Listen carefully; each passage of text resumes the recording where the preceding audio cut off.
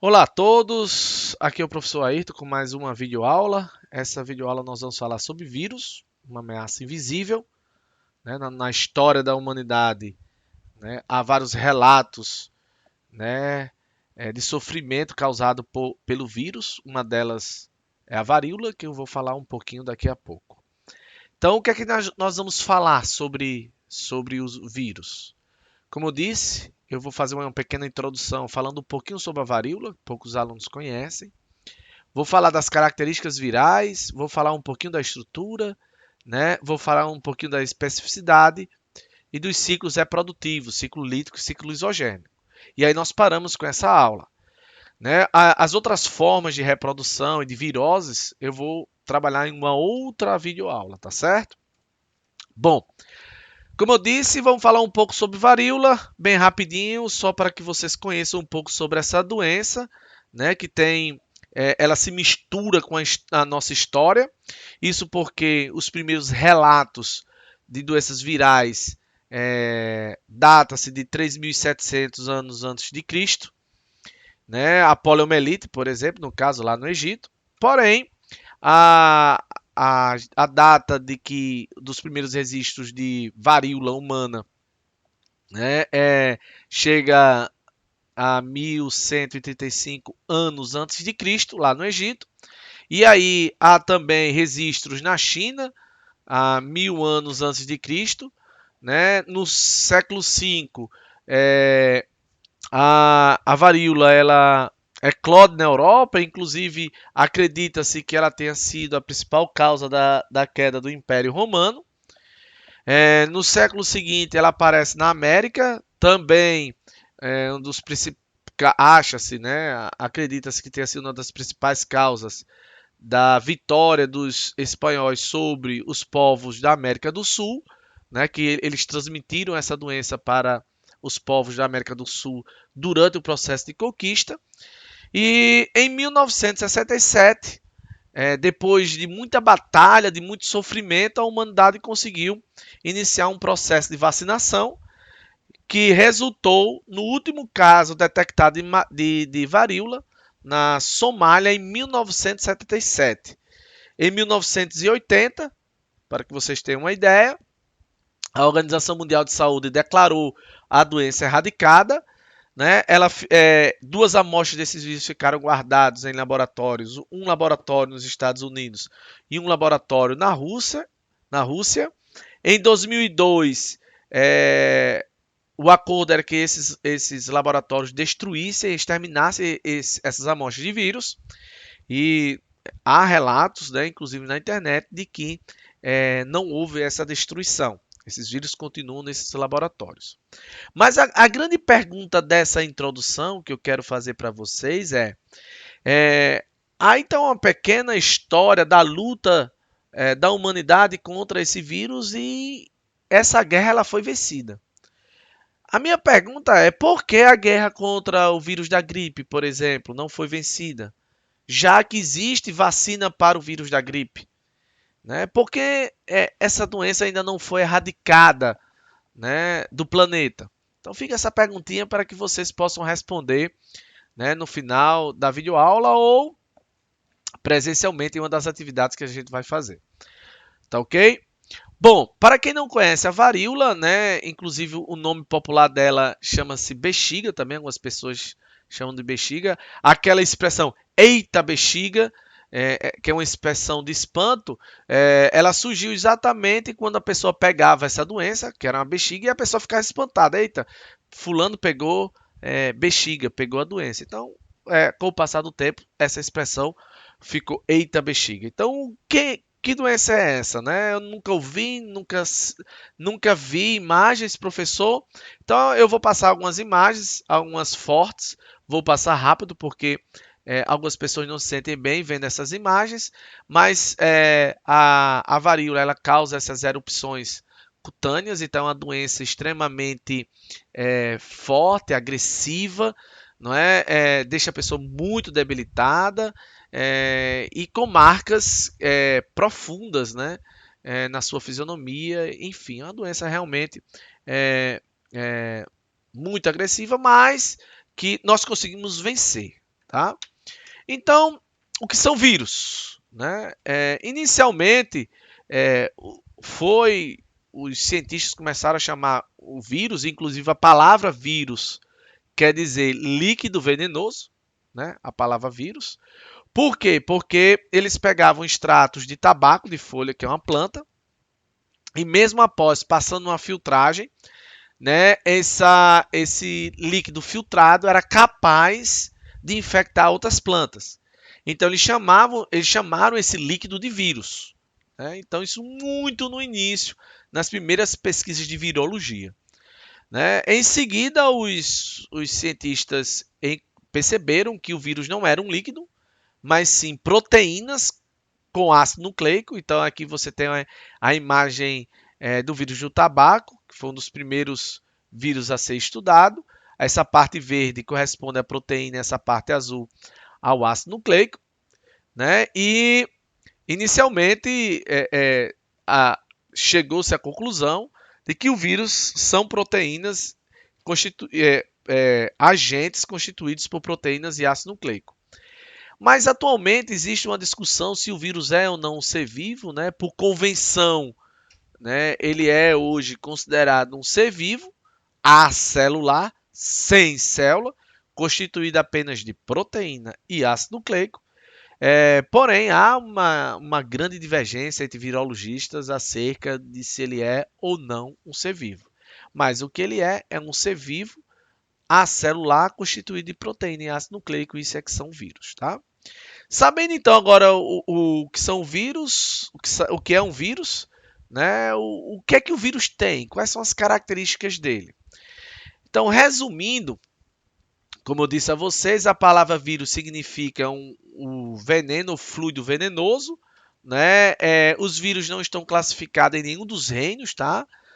Da classificação, nem no reino Monera, Protista, Fungi, Plantae ou Animalia, isso considerando o sistema de classificação de 5 reinos, então não está em nenhum dos reinos. Né? Eles são capazes de infectar quase todos os seres vivos, desde bactérias até os seres humanos. Tá? E são observáveis apenas ao microscópio eletrônico. Então, essas são as características, digamos assim, mais aleatórias a respeito do vírus. O que eu quero trabalhar com vocês são características gerais que definem o vírus, né? Como, por exemplo, ele é acelular, né? Então ele não possui célula, e por ele não possuir célula, ele não possui metabolismo próprio, e por ele não possuir metabolismo próprio, ele não tem homeostase, então ele sofre um processo chamado de cristalização.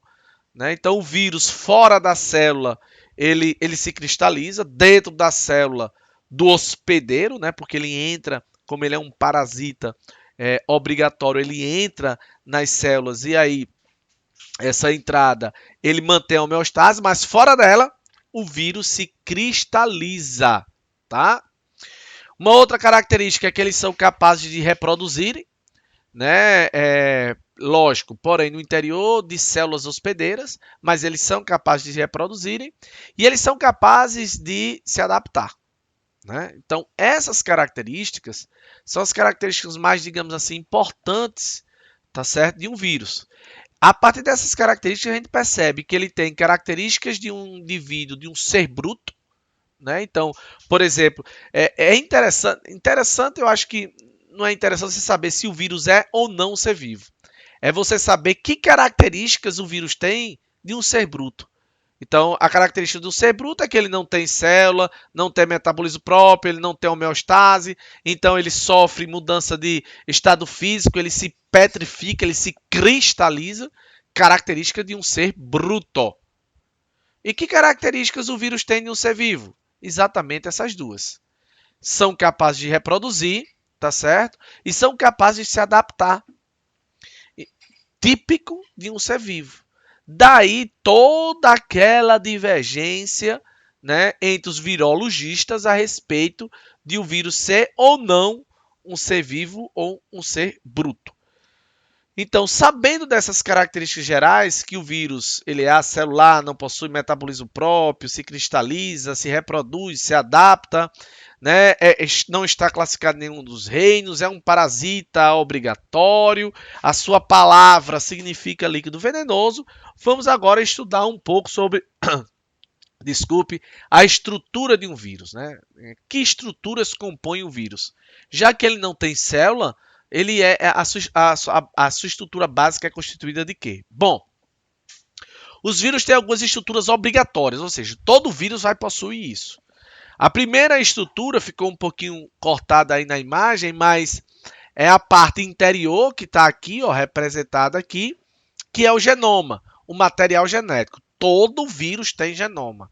Todo vírus tem material genético. E esse material genético tem basicamente a função de hereditariedade, de transmissão de características para os outros vírus, e eles também, por causa por causa do material genético, contêm informações sobre a infecciosidade do vírus, a capacidade dele infectar, e da especificidade, que eu vou já falar daqui a pouco para vocês, tá? A segunda estrutura obrigatória do vírus é o capsídeo, um envoltório proteico, representado na figura por essas bolinhas aí. Esse envoltório proteico, ele tem a capacidade de proteção, proteger quem? Ele vai proteger quem? Ele vai proteger o genoma viral, tá? E ele é responsável pela antigenicidade e imunogenicidade, ou seja, o nosso sistema imunológico, por exemplo, ele consegue encontrar, ele consegue identificar um vírus invasor através dessas proteínas presentes no capsídeo. Então, são duas estruturas obrigatórias do vírus, o genoma e o capsídeo. O genoma é um material genético constituído por DNA, atenção agora o que eu vou falar, DNA ou RNA, tá? Então, o genoma é constituído de DNA ou RNA. Existem alguns vírus que possuem os dois, mas é uma exceção, que é o citomegalovírus, tem DNA e RNA. Também alguns detalhes. Tem vírus que tem DNA de fita dupla, tem vírus de DNA de fita simples, tem vírus de RNA, vou até fazer de outra cor aqui, ó. Tem vírus de RNA de fita simples, tem vírus de RNA de fita dupla. Então isso aqui é RNA, ó. RNA e aqui o DNA. Então o genoma viral, né, basicamente ele é constituído por DNA ou RNA, fita dupla ou fita simples, né? Parece ser estranho ter um RNA de fita dupla e parece ser estranho ter um DNA de fita simples, mas lembre-se, é vírus, vírus tudo pode, né? É incrível. E o capsídeo, que é formado por proteína, tá? É um envoltório proteico. Então essas estruturas são obrigatórias, todo vírus tem. Agora, existem algumas estruturas opcionais, tá? Olha aqui na figura. Esse vírus aqui, essa parte amarelinha aqui, ó, é o genoma. Essa parte aqui das bolinhas roxas é o capsídeo. Porém, alguns vírus possuem o quê? Envelope. Essa estrutura, esse envoltório lipoproteico, que é opcional. Os vírus que possuem envelope acabam tendo uma maior capacidade protetora, o que tornam eles mais virulentos, ou seja, com uma capacidade maior de infecciosidade, tá? Também nesse envelope é onde o sistema imunológico consegue reconhecer, tá certo, que o vírus ele está invadindo o nosso corpo, tá? Uma outra estrutura opcional do vírus são as espículas, que são essas proteínas aqui, tá? Essas proteínas dá ao vírus uma capacidade maior de adsorção, penetração e fusão à célula hospedeira. A gente vai falar um pouquinho mais lá na frente, mas essas proteínas aumentam a capacidade do vírus em fixar na célula hospedeira, em penetrar na célula hospedeira e se fundir à célula hospedeira, tá? Agora, detalhe, todas essas estruturas são opcionais. Tem vírus que tem vírus que não tem. Eu diria que o vírus com todos os componentes estruturais, todos eles, genoma, capsídeo, envelope e espículas, são vírus com uma alta taxa de virulência, tá? Então, para a gente revisar aqui o processo, nós temos aí essa figura, né? Então, dê um pause aí, tente identificar quem é o capsídeo e quem é o genoma. Bom, o capsídeo é esse envoltório proteico e o genoma é essa parte aí, tá certo? Esse material genético. Quando o vírus só tem genoma e capsídeo, dá-se o nome a ele de vírus capsulado. Então, esses vírus são chamados vírus capsulados. Já esse outro vírus, por exemplo, né, ele já tem uma terceira estrutura, onde nós vamos ver o capsídeo, nós vamos ver o genoma e nós vamos ver o quê? Como é o nome desse terceiro componente? Envelope. Então, para esses vírus, são chamados de vírus envelopado, tá? São os vírus envelopados. E agora com você, né? Qual dos dois é o vírus capsulado? Qual dos dois o vírus é envelopado? Gente, fácil, né? Qualquer coisa você dê um pause aí, tente identificar, mas esse vírus é um vírus capsulado, isso aqui é um bacteriófago, né? Um vírus que tem essa característica bem interessante, ele tem uma cabeça, não é? Ele tem uma cabeça, tem uma cauda contrátil, isso aqui se contrai, tá? E ele ataca especificamente, como é que se diz? Bactérias. O seu genoma é de quem? É de DNA. Esse outro vírus é um vírus envelopado, é o HIV. Ele possui envelope, tá aqui, ó. Possui capsídeo, aqui dentro, ó. E possui genoma. O detalhe é que esse genoma é de quem, gente? É de RNA, tá?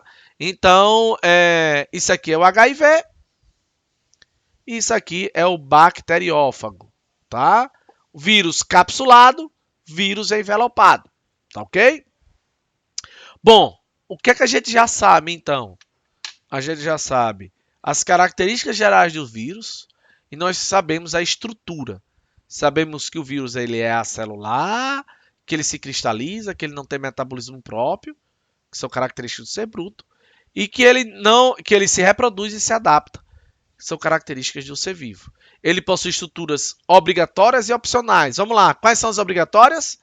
Genoma e capsídeo. Genoma de DNA ou RNA e capsídeo proteico. E quais são os opcionais? Envelope lipoproteico e espículas proteicas, né?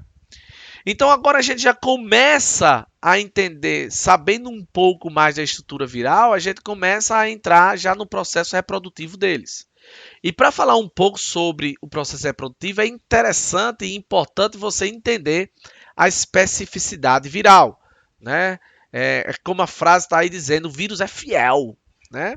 Como, por exemplo, essa especificidade, nós temos aqui 3 exemplos de vírus, né? O primeiro vírus, o vírus influenza, esse vírus ele ataca somente células respiratórias. Então, esse vírus não ataca células do fígado, ou células nervosas, ou fibroblastos. Não, ele só ataca células respiratórias, que compõem o tracto respiratório, né? Então, ele é específico a essas células. Esse outro vírus é o vírus da hepatite. Ele é específico para que tipo de célula hospedeira? Células do fígado. Ele não ataca, por exemplo, células do sistema respiratório. O vírus da herpes, por exemplo, que ataca que tipo de célula? Ataca as células do fibroblasto, do tecido conjuntivo. Ele não ataca células do fígado, por exemplo. Então, o que é que a gente percebe? É que o vírus ele é específico à sua célula hospedeira. Mas de onde é que vem essa especificidade? De onde é que vem isso? Essa especificidade, gente, ela vem exatamente de um mesmo mecanismo muito presente que vocês viram isso em enzimas, né? Um mecanismo de encaixe. O que é que acontece? As espículas presentes no vírus, no envelope ou no capsídeo, se for um vírus capsulado, ele se encaixa perfeitamente em proteínas receptoras presentes na membrana plasmática da célula hospedeira. Por exemplo, vejam que as proteínas receptoras do fibroblasto, é diferente das proteínas receptoras dos hepatócitos. São proteínas diferentes. Então, se esse vírus aqui, né, que é o vírus da herpes, por exemplo, quando ele vai atacar a célula, ele se encaixa perfeitamente, ocorre um encaixe entre a espícula e a proteína receptora. Se ele tentar encaixar aqui, ele não vai conseguir. Se ele não se fixar na membrana plasmática da célula hospedeira, ele não consegue o quê? Invadir. E para ele invadir, ele primeiro tem que se fixar. Então, ele não consegue invadir os hepatócitos. Diferente do vírus da hepatite. O vírus da hepatite, ele consegue se encaixar e assim, tá certo? Penetrar na célula hospedeira. Lembre-se que a única forma de vida viral é parasitando uma célula. Ele tem que obrigatoriamente encontrar a sua célula hospedeira para parasitar. Fora dela, lembre-se, o vírus é apenas um cristal, tá certo? Bom, então como é que o vírus se reproduz?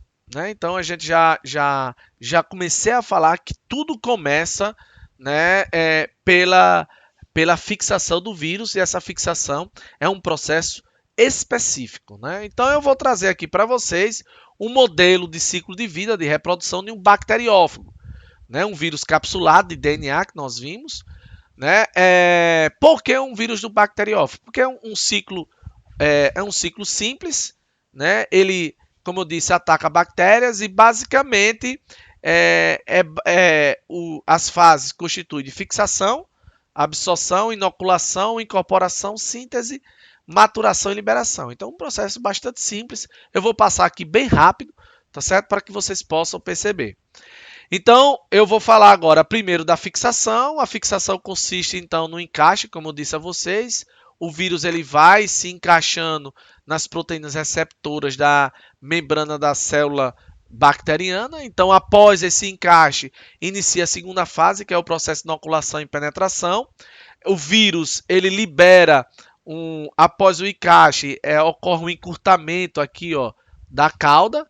Percebam que ele se contraiu. E aí ele toca na membrana e após tocar na membrana ele libera uma enzima. Essa enzima ele corrói a parede da membrana e aí ele inocula o seu DNA viral. Tá? Após a inoculação, o que é que vai acontecer? O vírus fixa, né? Inocula e aí após a inoculação, esse DNA viral ele vai tentar se ligar ao DNA bacteriano, e quando ele se liga, ocorre essa fase de incorporação. Então é simples. Primeiro o vírus se fixa, para fixar ele tem esse encaixe das proteínas do capsídeo do envelope. Ele, depois de fixar, ele penetra. No caso do bacteriófago, ele utiliza uma enzima viral que corrói a membrana da bactéria e permite a entrada do DNA. Depois da entrada do DNA, o que acontece, hein?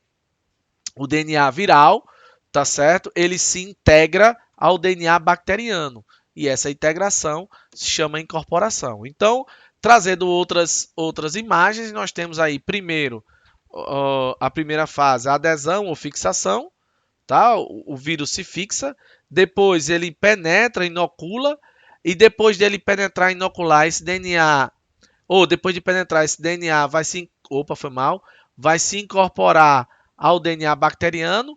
É nesse momento que ele assume o comando da célula. Após assumir o comando da célula, ele inicia o processo de biossíntese. Então, na hora que o DNA viral se liga ao DNA bacteriano, ele diz assim para a bactéria: ei, bactéria, vamos começar a produzir proteínas virais. Então, inicia um processo chamado de fase de biossíntese, onde o DNA viral ele começa a ser produzido. Após o processo de biossíntese, ocorre então o processo de quê? De maturação ou de montagem, como alguns livros trazem. Os novos vírus começam a ser montados. E aí, por fim, ocorre o quê? A liberação. Após a montagem, essa célula ela está esgotada energeticamente, ela está esgotada metabolicamente. Ocorre então, tá certo? A destruição e o rompimento, tá certo, da membrana celular da bactéria, liberando os vírus, e cada novo vírus, então, reinicia o processo, se fixando novamente a uma nova bactéria, inoculando e assim por diante, né? Aqui tem um resumo, né? Então, novamente, ele se fixa, inocula, incorpora, sintetiza, monta e depois em seguida ele libera novos vírus. Dá-se ao nome desse ciclo de ciclo lítico. No ciclo lítico, assim que o vírus ele se fixa, ele já ele já é liberado, tá? Resultado: vírus que optam por esse ciclo, um vírus humano, por exemplo, que opta por esse ciclo, os sintomas ele se desenvolvem rapidamente. Assim que ocorre o contágio, né, logo em seguida já começa a desenvolver os sintomas. Um outro tipo de ciclo, que é um pouco diferente, mas é a mesma coisa, é o ciclo lisogênico. Eu quero chamar a sua atenção porque tem aluno que acha que ciclo lisogênico não ocorre a lise da célula hospedeira. Ela ocorre, sendo que é uma lise tardia, ela demora a acontecer, tá? Então, primeiro, no ciclo lisogênico, igual dos outros, ocorre a inoculação, a fixação, inoculação, incorporação, e aí, ao invés do DNA viral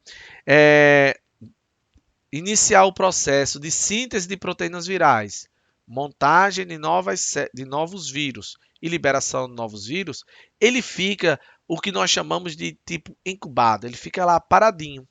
E o que ele faz é estimular a duplicação de bactérias. O que antes eu tinha uma bactéria infectada, agora eu vou ter quantas? 2. E assim ele fica assim durante um bom tempo, tá? Só estimulando a reprodução dessa bactéria, tá certo? Infectada. Até que chega a um determinado ponto em que ele diz, opa, pronto, já chega, vou começar a sintetizar proteínas virais.